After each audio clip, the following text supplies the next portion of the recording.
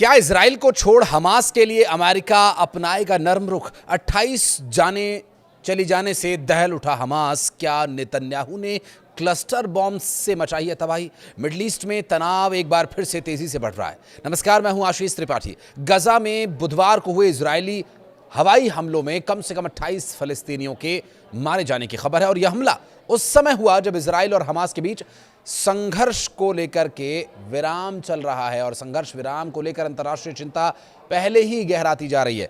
Israeli सेना का कहना यह है कि दक्षिणी गजा के खान यूनिस में इलाके में उसके सैनिकों पर कुछ हथियारबंद लोगों ने गोली चलाई।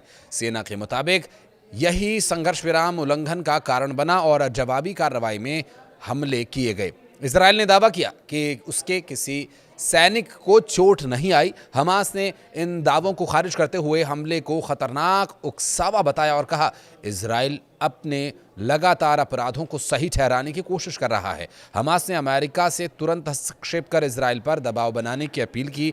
यह घटना ऐसे समय में हुई जब संयुक्त राष्ट्र सुरक्षा परिषद हाल ही में अमेरिकी राष्ट्रपति डोनाल्ड ट्रंप की उस योजना का समर्थन कर चुकी है जो संघर्ष विराम से आगे बढ़कर स्थायी शांति और पुनर्निर्माण की रूपरेखा देती है।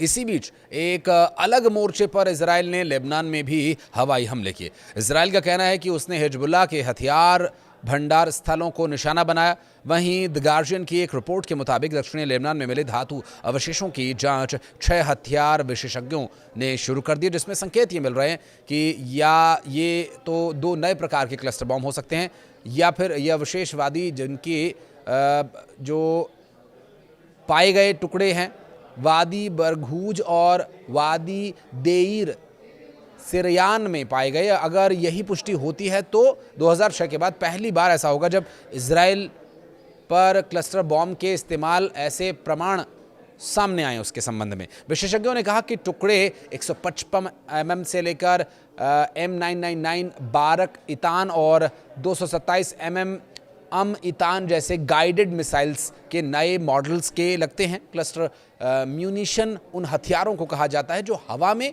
या ज़मीन पर गिर करके कई छोटे बॉम्बलेट छोड़ते हैं और इन छोटे बॉम्ब्स में से लगभग 40% कई बार तुरंत नहीं फटते, जिससे वर्षों तक आम नागरिकों को खतरा बना रहता है। 124 देश इन हथियारों पर प्रतिबंध लगाने वाली अंतर्राष्ट्रीय संधि से जुड़े हुए हैं, हालांकि इजराइल इसका हिस्सा नहीं है।